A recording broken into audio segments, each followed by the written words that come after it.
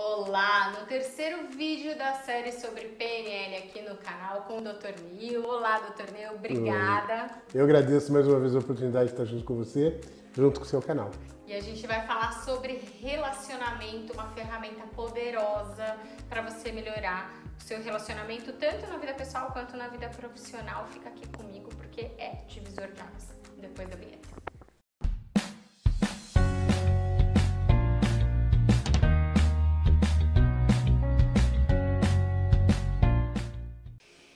Doutor Neil, qual que é o primeiro ponto importante para a gente entender, para conseguir se relacionar melhor com as pessoas, tanto família quanto funcionário, enfim, na nossa vida em geral?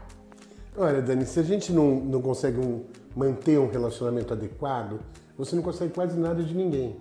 Por exemplo, você iria num médico que você não confia? Não. Não tem jeito. Compraria alguma coisa de quem não confia? Não tem jeito. Então, quando você quer criar um clima de relacionamento, você tem que criar um clima de confiança. Né? Para que isso aconteça, a gente tem que entender como o nosso cérebro funciona e como cada um de nós monta a sua realidade do mundo. Né? O mundo, ele está aqui, a gente enxerga o mundo. Só que eu monto uma realidade do mundo que é diferente da sua realidade. Né? A gente olha as coisas, a gente ouve, sente as coisas. Mas entre esse mundo e a nossa realidade interna do mundo, tem uma diferença grande. Se eu não conseguir manter o respeito por essa sua realidade, que em PNL a gente chama de mapa, se eu não respeitar o seu mapa, você se sente insegura de seguir. Invadido você não se, às vezes, né? Invadido e não compreendido.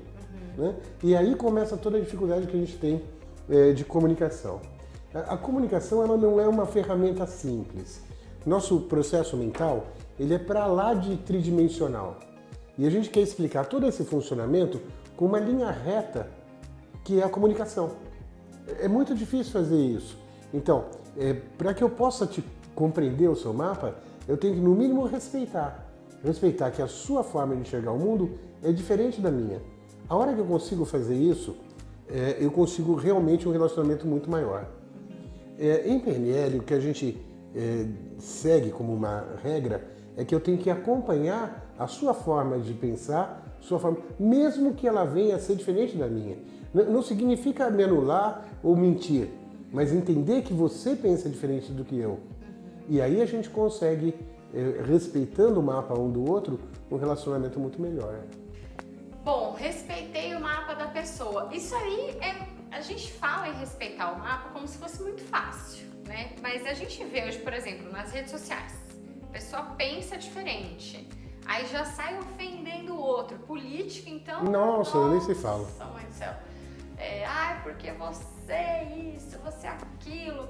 Tem alguma dica para a pessoa conseguir? Porque, para mim, hoje, né, depois de ter feito a formação em PNL, é muito mais fácil entender de verdade, assim, com o coração, o que é o mapa do outro. Né? E respeitar. Mas tem alguma dica para quem está assistindo a gente de como parar, respirar, né? Entrar nessa agressão ou nessa, sei lá, nessa energia ruim que às vezes a pessoa fala, ai meu Deus, o outro, X, Y, Z, essas discussões, enfim. As polarizações dentro da internet são enormes, né? Não só quanto à política, mas quanto à sexualidade, quanto a um monte de coisa aí. São polarizações absurdas, até de consumo de alimentos, né? Tem uma polarização muito grande. Verdade. Eu tenho que entender, por exemplo, se a pessoa é desse partido ou daquele partido. Apesar de eu não concordar, eu não vou mudar o meu partido porque aquela pessoa é A ou B, ou ela gosta de política ou não gosta de política. Mas eu posso respeitar aquele espaço. Ok, ela pensa isso.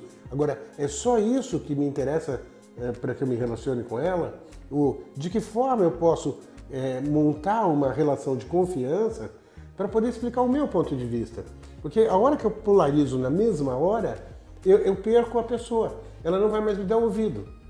Então, eu compreendo que ela possa pensar daquela forma e, aos poucos, a gente desenvolver algo melhor.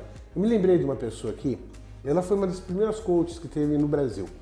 E ela era contratada por uma empresa para prestar esse serviço de coaching para todos os funcionários. Uma das atividades que ela exercia na época, toda a apresentação que fosse feita para aquela empresa passava primeiro nas mãos dela. E ela julgava se aquilo estava com um tamanho de letra adequado, se as cores estavam adequadas, tal, para poder exibir a apresentação. E ela odiava ortografia errada. Então, às vezes a pessoa chegava toda motivada, poxa, passei o final de semana inteiro escrevendo isso aqui para apresentar, olha como ficou legal. E um errinho de português, ela virava e falava assim, ó, você podia pelo menos ter passado um corretor de texto. Imagina como a pessoa se sentia. Já acabava com a pessoa. Acabava com a pessoa. Quer dizer, tudo bem, não concordo que deva ser escrito errado, não concordo com isso, mas tem uma forma diferente de falar isso. Sim. Poxa, que eu gostei aqui? Poxa, que cores bacanas você escolheu. Poxa, o tamanho da letra tá legal. Olha, eu acho que dá para melhorar isso aqui se a gente fizer uma correção ortográfica. Quer dizer, você falou a mesma coisa, o resultado que você vai ter é uma correção ortográfica, respeitando o mapa da pessoa, respeitando o outro, só na forma de falar. Né? Comunicação é uma coisa que a programação neurolinguística estuda do começo ao fim. E a comunicação ela é avaliada pelo resultado que ela produz. Se eu chego agredindo, se eu chego polarizando, eu vou espantar a outra pessoa, eu não vou convencer.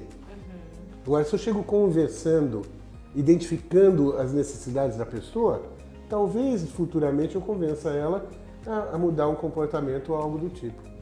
Como identificar esses pontos que são pontos importantes, por exemplo, para o outro? Tem alguma técnica para isso? Eu gosto de perguntar. Eu gosto de descobrir. Mas aliás, o que é importante para você?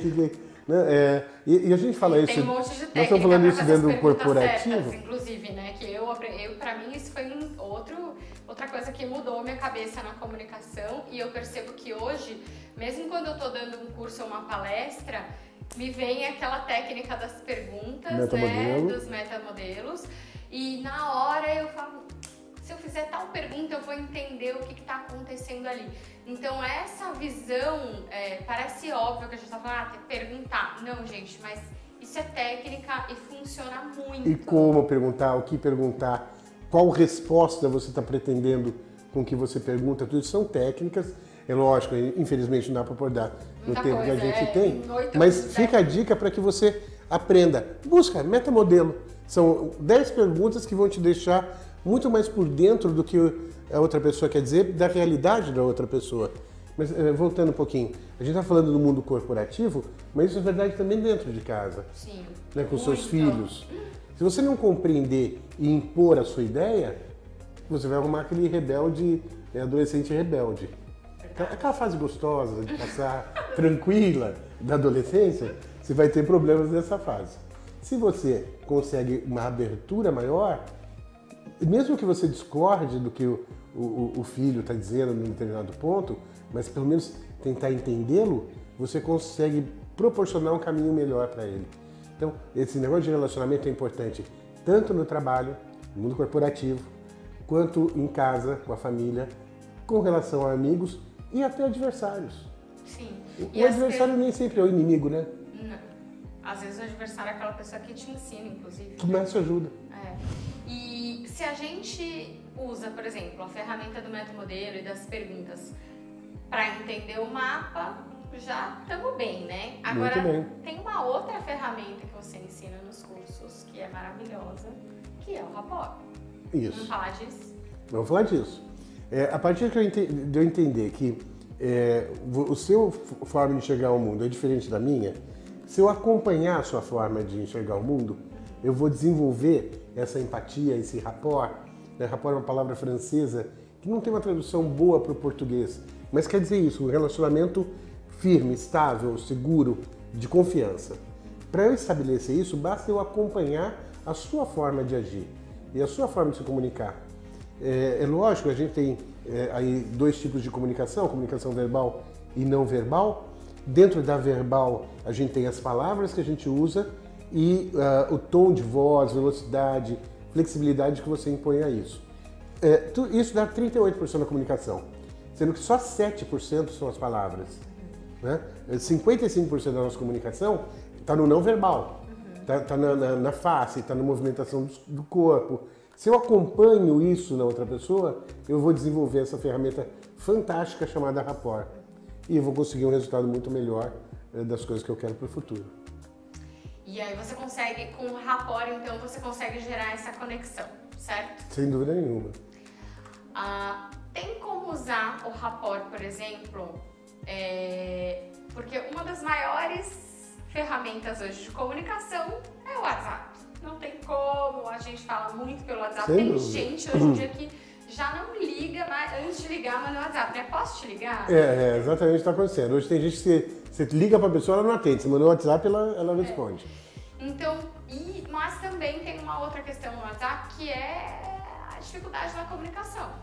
Piora, porque lembra que eu falei? Só 7% da comunicação são as palavras. Melhora um pouquinho no WhatsApp, porque dá para você colocar alguma expressão, dá para melhorar um pouquinho. Mas está longe de ser o ideal em termos de comunicação. Tanto que dá um monte de linha cruzada, né? Sim. Mas o que você está falando? Vê bem, eu posso xingar a pessoa e elogiar com a mesma palavra. Sim. Você é um. Né? Você é um. Muda tudo. A mesma palavra, você diz duas coisas. Quando você escreve, a pontuação já muda tudo. Então, exige muito mais cuidado, se você quer estabelecer rapport por WhatsApp, da forma do que você vai escrever, da forma que vai escrever, da pontuação e etc. Como você disse, tem gente que gosta de mandar um áudio no meio, outro não gosta. Um escreve mais formal, o outro escreve mais abreviado. Quer dizer, se você mais ou menos seguir o padrão de escrita de quem tá, do seu interlocutor, você vai desenvolver um pouco mais de rapport. É o melhor do mundo? Não, mas às vezes é o que dá para fazer. Dr. Neil, o que eu posso fazer em casa para melhorar a minha comunicação e, consequentemente, os meus relacionamentos? Então, o estudo do rapport, você sabe, não é uma coisa que a gente desenvolva com uma facilidade extrema, a gente precisa treinar isso. Mas para casa, eu acho que você pode fazer uma experiência, você que está ouvindo o canal, chega em casa hoje, o seu marido, sua esposa, seus filhos, procura, antes de responder o que você pensa, procura primeiro escutar. Escutar o que ele tem a dizer, mesmo que seja contra o que você pensa ou diferente da forma de você pensar. Mas escute, entenda que essa pessoa pensa diferente de você e depois com calma, você passa a expor o que você pensa sobre o tema. Se você der só esse tempo para ouvir, talvez você já sinta a diferença em casa. Uma outra dica que pode ser dada em casa e que gera muita falha de comunicação é quando a pessoa ela não é objetiva, né? Eu quero que você seja mais proativo. A pessoa não sabe o que é isso. Eu quero que você chegue tal hora, saia tal hora, eu quero que você produza tal coisa. Se você é mais objetivo na comunicação, também facilita na compreensão. Detalhar mais, né? Isso, ser mais Pensar específico. que o óbvio não existe. Exato. Aquela frase maravilhosa. Tem que ser específico. Boa. Bem, espero que você tenha gostado desse terceiro vídeo da nossa série de PNL aqui no canal. Coloca nos comentários se tem algum tema que você queira ver por aqui. Não esquece de assinar o canal se você ainda não assinou ou ativar o sininho para saber dos nossos vídeos em primeira mão. Você pode sempre me seguir nas outras redes sociais e até o próximo vídeo.